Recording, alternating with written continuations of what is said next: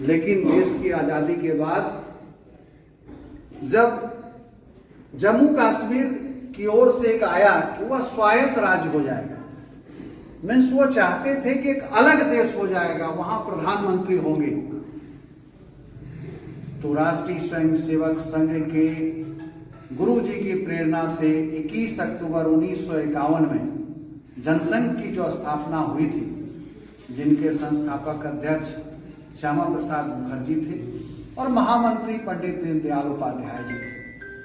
इन लोगों ने कहा कि राष्ट्र का यह अपमान हम नहीं सहेंगे, हम एक देश में दो विधान दो निशान नहीं सहेंगे।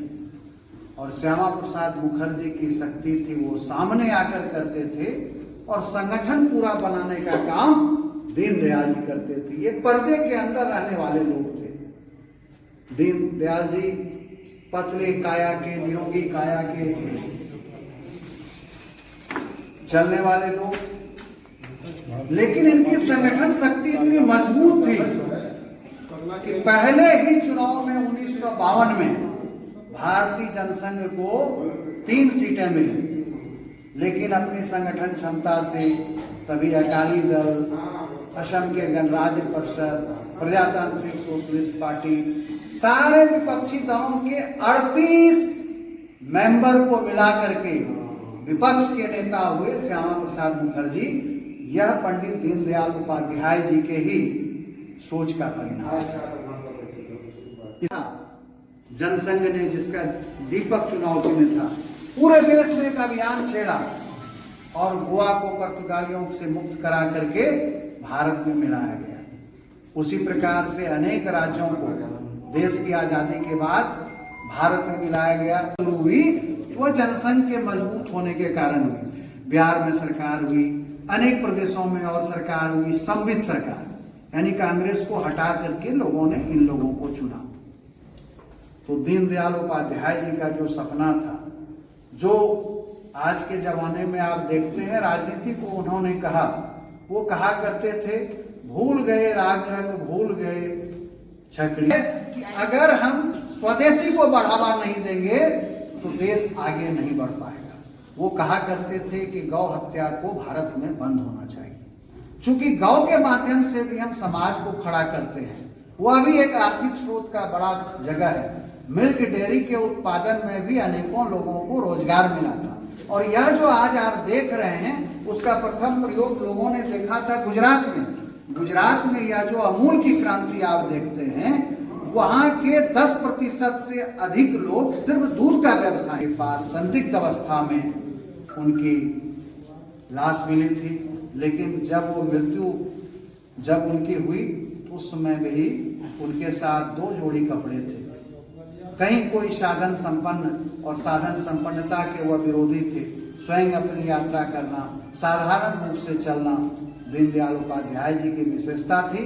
लेकिन उनके सपनों का भारत आज फिर नरेंद्र मोदी जी के नेतृत्व में आगे बढ़ रहा है और आज भारत विश्व की तीसरी महाशक्ति बन रही है। आज जीडीपी के क्षेत्र में भी हम आगे बढ़े हैं। आज हम सिर्फ रक्षा क्षेत्र में भी हम आगे बढ़े हैं। आज हम आंतरिक सुरक्षा के मामलों में भी आगे बढ़े हैं। और सबसे पहला जो आज आप परमाणु बम की बात करते हैं, वह 1966 के भारतीय जनता पार्टी के अधिवेशन में दीनदयाल उपाध्याय जी ने ही लाया था कि भारत को अगर सुरक्षा के मामले में संपन्न होना है तो परमाणु बम बनाना चाहिए। उनके सपनों को पूरा किया जब अटल बिहारी वाजपेयी देश के प्रधानमंत्री बने और 13 दिनों के काल में पोखरण में परमाणु विस्फोट किया। यानी उनका मानना था हम स्वयं मजबूत होंगे तब हम दूसरों का मुकाबला कर सकते हैं। तो दीनदयाल उपाध्याय जी के आज पुण्यतिथि के अवसर पर हम उन्हें श्रद्धांजलि अर्पित करते हुए हम इन बातों को, एक बातों को जोड़ते हैं कि आज भी यह जो चल रहा है चुनाव का भी यह जो अवसर है, यह भी दीनदयाल उपाध्याय जी के सपनों को पूरा करने के लिए ही हम लोग चल रहे हैं कि हमें उस घर में दिया जलाना है जहां से वो आए और धन्यवाद ज्ञापन करें। हेलो, हाँ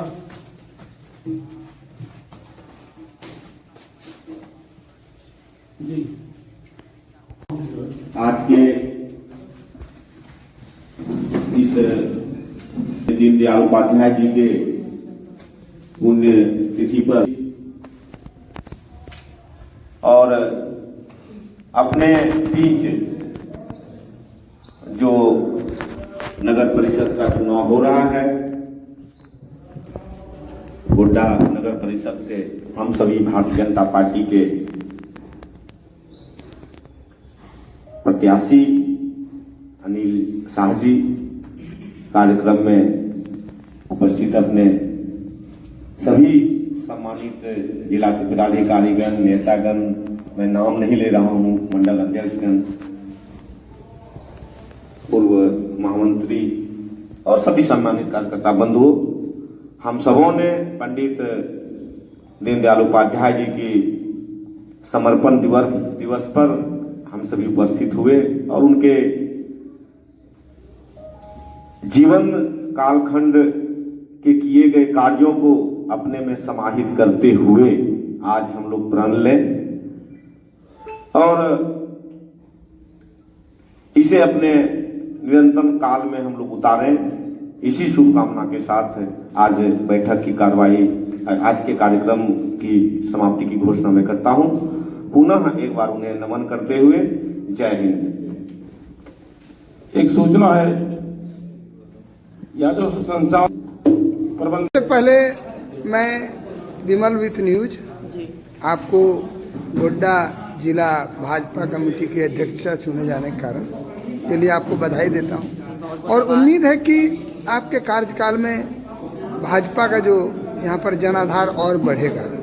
कि इस राज्य में आप जब भी कोई क्राइम हो रहा है कहीं भी, चाहे हिंदू भाई हो चाहे कोई भाई हो, ऐसा नहीं है। अगर गलत हो रहा है, अगर हिंदू भाई के साथ हो रहा है तो हो ही रहा है, क्योंकि वहाँ बाहुबली आप देख ही रहे हैं। वहाँ बहुत लोग हैं जो मुख्यमंत्री के एरिया से हैं, उन लोग वहाँ पर उनके जो है कार्यकर्ता लोग हैं जिनका उन्हें मोनोपोली चलता है और उसको दबाने की कोशिश की जाती है। चाहे यहाँ के हत्या का सूर्यादय का देखिए हत्या का मामला हुआ, भाजपा ही उसमें उमड़ी। चाहे यहाँ एक मुस्लिम बच्ची के साथ हुआ तो उसके लिए भी उमड़ी। माने ऐसा नहीं है, कोई भी गलत अगर पूरे राज्य में हो रहा है उसके लिए भाजपा तो खड़ी ही खड़ी है। लेकिन विशेष करके अगर हिंदू भाव को सताया जा रहा है, जहाँ वो लोग की एक संप्रदाय की बाहुबली चल रही है, तो उसमें तो आदमी कूद ही रहा है और उसके लिए धरना प्रदर्शन हो रहा है। उसके लिए हम लोग न्याय मांग रहे हैं, उसके लिए कोर्ट पर अप्लाई कर रहे हैं और उसको न्याय दिलाने की कोशिश की जा रही है हम लोग की तरफ से, पूरी तरह से लगी हुई है भाजपा। आप बसंतराय गई थी जी, वहाँ पर आप सदस्यता अभियान चला रही थी और आपने वहाँ का बसंतराय माता को देखा, बसंतराय तालाब को, उसकी स्थिति इतनी दयनीय हो रही है और बार बार पार्टी इस बात को मुद्दा को वहाँ उठाती है। हमारे विधायक जी भी उठाए थे इस मुद्दा को। बार बार वहाँ बड़ा बड़ा टेंडर होता है, आप देखिएगा बड़ा बड़ा पैसा का गेम होता है, लेकिन उस पर जो है वहाँ खेला किया कर दिया जाता है। और वहाँ की जनता को मैं तो ये भी कहूंगी कि अगर नेता ऐसे हैं तो वहाँ जो वहाँ की लोकल पब्लिक है वो भी एक्टिव हो, उसके विरोध करें। अगर आप में ताकत है तो आप विरोध कर ही रहे हैं, नेता तो विरोध कर रहे हैं, हम लोग तो कह ही रहे कि घोटाला है। मेरी सरकार रहती तो आज स्थिति ऐसा नहीं होता। आज उसका जो उधार जो था रखा गया था कि उसको जो है मेला को सार्वजनिक करके पूरा जो है हमारे गोड्डा में उसको महत्व दिया जाएगा और उसका डेवलपमेंट काफी के लिए सोचा जाएगा और उसको ऐसा स्थिति में लाया जाएगा कि वहाँ के जो लोग हैं अगल बगल के, वो हम लोग क्योंकि देवी को वहाँ पूजते हैं, उस तालाब में मेला लगती है। आज 13-14 को अप्रैल को वहाँ मेला लगेगा और वहाँ भगवान को लोग पूज रहे हैं, तो उसको तो उत्थान के लिए तो लोग सोचिए। लेकिन यहाँ जो है आप देख रहे हैं कि अभी सरकार की स्थिति है, टेंडर करवाते हैं, यहाँ के मंत्री हैं, यहाँ के जो विधायक है वो लोग अपना टेंडर करवा रहे हैं और अपना माल कमा रहे हैं, लेकिन उसके बारे में कोई नहीं, उसके साफ सफाई के बारे में, वहाँ के लोगों के बारे की स्थिति के बारे में कोई नहीं सोच रहा है। वहाँ का आस्था से जुड़ा हुआ है तो उसका जो सौंदर्यीकरण है, जो वहाँ व्यवस्था देना है, लोग जो आते हैं वहाँ भीड़ लगती है, उनकी व्यवस्था करना, वहाँ शौचालय का व्यवस्था करना, वहाँ पर मेला किस तरह से लगना चाहिए, किस तरह सौंदर्यीकरण होना चाहिए, इसकी व्यवस्था करना, उसको सुचारू रूप से करना, क्योंकि उस समय हंगामा भी बहुत होता है। तो उसको का बर्बाद हो गया। हम महान है, हम हिंदुस्तान में है, हिंदुओं का स्थान है, लेकिन हम महान है ना कि हमने उन्हें स्थान दे के रखा है, अब वो रह रहे हैं, लेकिन भड़काने का काम हम कैसे कर सकते हैं? हिंदू कभी नहीं कर सकता। ये आज से नहीं, पूर्वज काल से क्या था, एक शरणार्थी को शरण देने वाला है भारतवर्ष, और कभी भी भाजपा जो है सब दिन सिद्धांतवादी रही है, सब दिन सिद्धांत पर चलती है। और आज देखिएगा हमारे समाज में राम फूल से लेके आज तक का देखिएगा, यहाँ शरण देने का देश कहा जाता है। आज भी हम लोगों को शरण दे के रखे, लेकिन आप शांति भाव से रहे ना। अब भाजपा को कोई पार्टी आके बदनाम कर देगी कि आज भाजपा ने करवा दिया, आज वो करवा दिया, नगर चुनाव है, तो आपको ऐसा लग रहा है जो राम का है, राम के बगल में हम लोग राम राम करने वाले लोग हैं, तो राम का नैला हमले लिए तो दुश्वार नहीं हो सकता है। लेकिन हाँ, जो अदर पार्टी के लोग, हिंदू लोग जो जुटे हुए हैं, उनको राम लेना बहुत दिक्कत है। क्यों भाई, राम तो सबके हैं, आप ले सकते हैं, आप तो मना नहीं कर रहे हैं, लेकिन वहां का इंडिकेट कर दिया जाता है कि भाजपा करवा रही है, कुछ हुआ तो भाजपा करवा रही है। आपको भाजपा से इतना डर है, जरा सा कुछ क्राइम भी होगा तो भाजपा करा रही है। ये आपका बोलने का तात्पर्य नहीं हुआ। आप कहते हैं एक संप्रदाय के आप पक्षपाती हो गए, तब तो आज एक हिंदू भाई को मार दिया जाता है आपके समुदाय में, आप उस समय कहाँ रहते हैं जब हिंदू भाई की मेरी हत्या होती है? उस समय आप क्यों नहीं रहते? आज लाल का मैटर देखिए, आप मेरे इतना दलित समाज के लोग हम लोग का वहाँ इतना अपराध किया गया, कौन वहाँ खड़ा करने गया? कौन संप्रदाय का लोग, कौन मंत्री, कौन विधायक, कौन बोलने गया विपक्ष का? आप हमको बताइए। आज भाजपा नहीं रहेगी तब तो हिंदू को सब जगह से भगा दिया जाएगा, प्लान कर दिया जाएगा। एक जो हो रहा है तो सरकार के बिना हो नहीं सकता है, जब तक उसमें सरकार इन्वॉल्व नहीं होगी। वहाँ के सरकार इन्वॉल्व, वहाँ के प्रशासन इन्वॉल्व, सबके नज़र से गुजर रहा है। बड़े बड़े डंप हमने भी देखा है, ऐसा नहीं है, लेकिन उस पर लगाम कौन कसेगा? आज जो है खनिज का जो उठान है, आप तो कह रहे हैं कि आपका लेवी का उठान हो रहा है, उससे लोग कमा रहे हैं, उन्हीं के लोग कमा रहे हैं, बड़े बन रहे हैं, और वो जो है जो पैसा जो है अब यहाँ के लोगों के पास, मंत्री के पास जा रहा है, विधायक के पास जा रहा है, आपको हो सकता है सीएम के पास जा रहा है। लेकिन बिना सरकार की मिलीभगत के कारण ऐसा काम हो ही नहीं सकता है। उठाओ, पंचायत में आप कह रहे हैं कि रात दिन बालू डुबा जाता है, सरेआम खुलेआम आपको देखिए बालू का उठाव होता है। कौन रोकने वाला है इसको? भाजपा बात उठाती है तो भाजपा वो बोलती है तो लोग कहते हैं भाजपा बोल रही है। अरे भाजपा तो कहते हैं हर इंसान, भाजपा नहीं। तो हम लोग तो पूछ ही रहे हैं उनसे कि आप जवाब दीजिए, आप इसको रोकिए। उसके लिए तो हर जगह आप देखिएगा कि हम लोग का जब धरना प्रदर्शन होता है तो ये बात हो रहा है। आइडिया मानिए, हमारे पूर्व विधायक भी इस बात को रख रहे हैं, हमारे जितना नेता है हमारे सब रख रहे हैं इस बात को, लेकिन सरकार इस पर कुछ तरीका चल रही है। हम लोग तो भाई बोल ही सकते हैं, कह ही सकते हैं, आम पब्लिक भी इसके विरोध में आना चाहिए उनको भी, तब तो अपने सरकार सुनेगी। अंतिम सवाल है, ये 4 लेन रोड तो बहुत सुंदर बनी है, लेकिन इसके बगल में जो वृक्षों को काटा गया और उसके बीच में लगाया गया फूल का छोटा छोटा गाछ, क्या ये पर्यावरण को संतुलित करने के लिए सफल होगा? जी, आपको हम बता रहे हैं कि कभी कोई डेवलपमेंट अगर होता है, आप सोचिएगा कि सड़क को चौड़ा करना है, बात समझिएगा, और ग्रामीण एरिया जब होता है उसको हम डेवलपमेंट करना चाहते हैं, ग्रामीण को सब चीज सुविधा चाहिए, बात समझिए। आपको 4 लेन चाहिए था कि नहीं चाहिए था? चाहिए था, चाहिए था। क्या कि अब कंजेस्टेड में, क्योंकि बीजी रोड हो गया है, गोड्डा में आप देखिएगा प्लांट हो गया, ट्रेन हो गया, रेलवे हो गया, सब कुछ हो गया।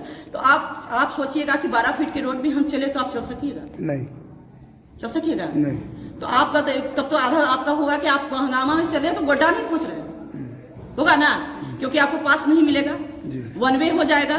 तो आप सोचिए, डेवलपमेंट करने कहीं ना कहीं तो हमको मैनेज करना ही ना होगा।